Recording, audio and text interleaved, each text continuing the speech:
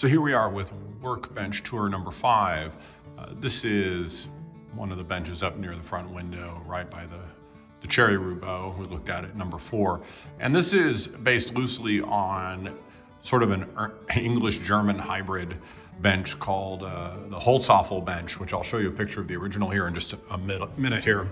I built this in about 2007 after the Workbenches book came out, as I was still exploring some old forms. This one is 24 inches wide, 6 feet long, about 34 inches high. This was my bench for a long time in my basement, and have a lot of miles on this bench and also a lot of modifications. The biggest modification is the face vise. It used to have a very large twin screw on it all the time. We still have the chop and the screws, and we drag those out when we have classes that require a lot of dovetailing. But for workaday, everyday use, I have the Bench Crafted Classic with a crisscross. That's another $1 you owe me, Jamil. And so that is what we use most of the time with a heavy maple chop. The reason we switched out from the twin screw was it got in the way. I mean, it was just so massive. And for dovetailing cases, that's not something I do every day. Do it a lot, but a Moxon vise on the bench top was a better option with this, my favorite face vise, which is definitely a leg vise. This bench also has one of those little record things I showed you on the English joiner's bench. So that is just secured down there. And that does probably most of the work of the face planing, but we also have this row of dogs with wooden dogs that lines up with one of the Lee Valley quick release vices made in Eastern Europe on one of the old record patterns.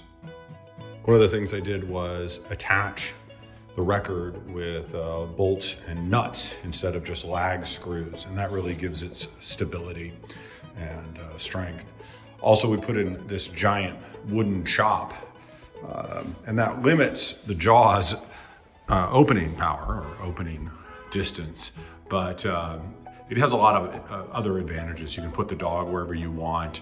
The wood is another kind of working surface and doesn't mar any work that you put into the quick release vise. I don't use the metal dog very much. Sometimes it's not even in there. Of course, more shaker pegs everywhere to hold hammers and for setting holdfasts and brushes and whatnot.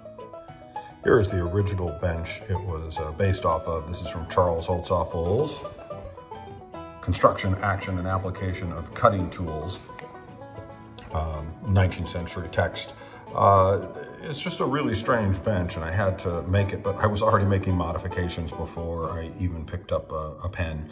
It has that twin screw. Yes, it has a tail vise, but it also has, all the things I dislike, which a drawer and the tool tray and all that. But still, it was worth trying, even though I didn't even get close to the original. And that's really about the whole tour. There's really not much to say about the functionality of the bench. It's really actually quite perfect. The legs are in the front line with the front edge of the bench top. Everything is nice and heavy. It's not too big. It's not too small. It's got a great face vise now. And it gets used every day, and don't really have any big modifications planned for it on down the line.